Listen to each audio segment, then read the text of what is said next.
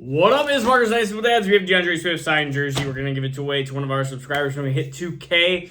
We're going to be talking about injuries, and now when we start getting into this, picking up into this NFL season, we're going to be talking more and more about these recovering from injuries from the 2021 season, and then new injuries that pop up. And why even listen to me about injuries? Why not just listen to Ian Rappaport? Well, the reason is I've done some extensive studies into injuries. I've done 8 years of schooling, a lot of it based on sports performance and sports injuries, because as a chiropractor, that's what we deal a lot of on a day-to-day, week-to-week basis. So, and we do a lot of rehab of some of those injuries. We're first going to talk about the 2021 injuries, and then we'll talk about the 2022 injuries, the new injuries that start to pop up. So we had a huge controversy between J.K. Dobbins and Ian Rappaport. Ian Rappaport saying, hey, J.K. Dobbins is potentially not going to be ready for week one, and J.K. Dobbins saying, hey, I'm going to be ready for week one. I have a general guideline for different types of injuries, but for an ACL injury, it's usually 12 months of non-fantasy relevance. And we look at J.K. Dobbins' injury, it happened in August. Him, Gus Edwards, you even have Travis Etienne, who didn't even play the entire 2021 season. He was not an ACL injury, he was a foot injury, a Liz Frank injury, a different type of injury. But when we look at that compared to maybe a Chris Godwin or Odell Beckham, who are later in the year, Michael Gallup later in the year, we're talking towards into that November, December, January area, that is a much bigger concern of trying to perform in the 2022 season. And when we look at Dynasty as a whole, the teams that are competing and contending want players that can, of course, perform in the 2022 season. I see a lot of people talking about all these different breakouts and stuff like that, and big names that have been said is J.K. Dobbins, Travis Etienne, and the worries are, can these two types of players, can Travis Etienne, which we'll talk about foot injuries, can even Cam Akers, can J.K. Dobbins, can they be a breakout fantasy football-wise in 2022? And so I have confidence that J.K. Dobbins and Gus Edwards will be back in the early part of the season. Even if it takes another extra month or two, you're looking at a timeline that maybe he misses the first couple weeks or first month of the season, or it has a very slow start. Even Adrian Peterson's amazing start to his 2,000-yard season was actually pretty slow in the beginning part, and then it picked up as the season went on. You have to get the quote-unquote rust off of the belt here. So 12 months, and then what this does is it puts concern on Chris Godwin, it puts concern on Odell Beckham, and Michael Gallup performing well, and these are guys that I have huge concerns on for the first 8 to 10 weeks of the season. Now, I've heard rumors that, some of these players might even be back, especially Chris Godwin. He might be back by week 1, week 3, week 4, whatever it might be. I'm definitely holding the expectations of that. I think he's going to be more of a middle of the season performer, and I just believe that because I look at the timeline and you have to think, okay, 12 months of non-fantasy relevance is usually the guideline for ACLs. Now we go into Achilles, we have Cam Akers, we have James Robinson, and we've had in the past Marlon Mack, and we've had Deontay Foreman and many other performers. Achilles injury is what I call the most concerning injury. After ACL injury, I'm not concerned that players will perform back to close to their elite level or whatever level they were previous to the injury.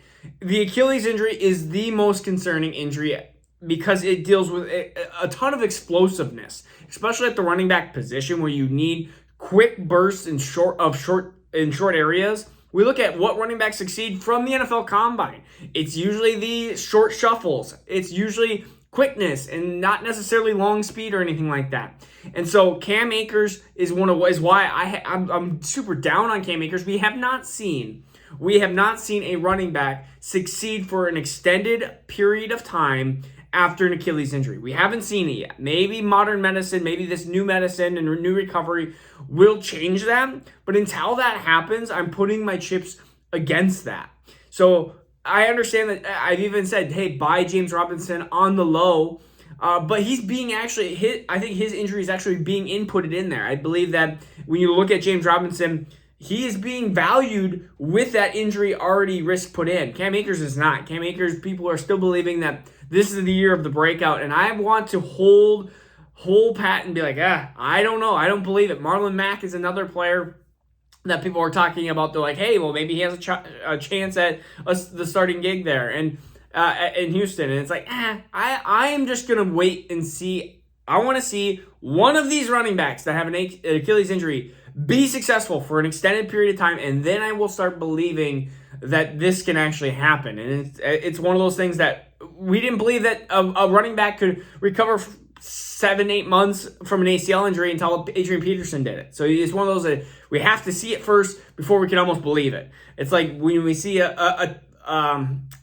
do we see a running back that is in their early 30s that actually succeeds? It's very, very rare. Again, sometimes it's the exception to the rule. Now, foot injuries, this is kind of like I would say the last of the 2021 injuries that are of concern, or you could say multiple injuries, more of like a Christian McCaffrey. Foot injuries, they do have a chance of reoccurrence. So that Liz Frank injury, sometimes, there's the difference between of not having a surgical plate put in, and sometimes they don't do a surgery. Look at Sammy Watkins. He's gone through multiple issues with his feet. Liz Frank injuries, I think that they are slightly more risk. You just have to understand that when you have had a Liz Frank injury, it's basically like, if you look at it, it's a nasty injury. It's like a fracture basically in the middle part of your foot that like separates. It's a nasty sounding and looking injury. So when we talk about Travis Etienne, there is a risk. He is a higher risk for an injury. And it could be in the 2022 season. It could be in the 2023 season, 2024 season. And the next thing is like a Christian McCaffrey who has had hamstring injuries and all sorts of different injuries the last couple of years. We start looking and saying, okay, is it wear and tear? Is it injury prone? And so injury prone things are things that are muscle, like hamstring or calf injuries, or not even necessarily ACL injuries, or not necessarily broken bones or anything like that. So if we're looking at soft tissue, so muscles, some ligament injuries can be reoccurring, but hamstrings are the number one thing, which kind of leads me into the 2022 season we're going to be talking about very soon here. 2021, so like Christian McCaffrey has a more prone chance of having a hamstring injury in the future, which leads me to the 2022. So you have to put a higher risk at like Travis Etienne and Christian McCaffrey, which I think it's already kind of been delved into deep with other fantasy analysts on oh my goodness, Christian McCaffrey is injury prone. It's not necessarily he's injury prone. He has a higher chance of re-injury risk. The same goes for, I am being very cautious with anybody that I start seeing that drops with these hamstring injuries or with these in-season camp injuries because of not necessarily overtraining. They go from not as much training to crap, I'm training a ton, and we start getting some of these bodies to break down. If you're a contending team, this is where we start to worry. I've seen plenty of injuries that have been a 2-week hamstring injury that end up being a full season hamstring injury, or a little tweak of this, and all of a sudden they're having issues prolonging in the entire 2022 season. In Dynasty, we believe that, of course, you have this kind of gap of like a 5-year window of like, are you a contending team? Are you a rebuilding team, reloading team, whatever it is? But in Dynasty, if you're a contending team, championship team, you need players that are on the field in 2022. So if you start having some of these nagging injuries on your roster, know that you're going to have to start making plans earlier versus later, because the chances that these injuries keep reoccurring or your player is going to miss time is going to be astronomically higher than when a player comes into the camp healthy. Look at Michael Thomas. Michael Thomas is one of the poster childs of, oh, I'm fine, and then doesn't play an entire season. So it can happen to anybody. And so if you start seeing, pulled up lame at camp, or has hamstring or foot injury, or like a little tweak here, a little tweak there, that is red flag for, I need to start thinking of a plan B or plan C immediately. So I always like to go through these injuries. Let me know what your injury questions are. I want to know. I want to be able to help you guys through your questions on injuries. I feel like Derrick Henry is another one that I guess we could talk about. So if you have questions about Derrick Henry, we can talk about him. So again, this is my injury episode on Tuesday. I will see you guys tomorrow. Peace out. Take care. I hope everyone enjoyed the injury episode.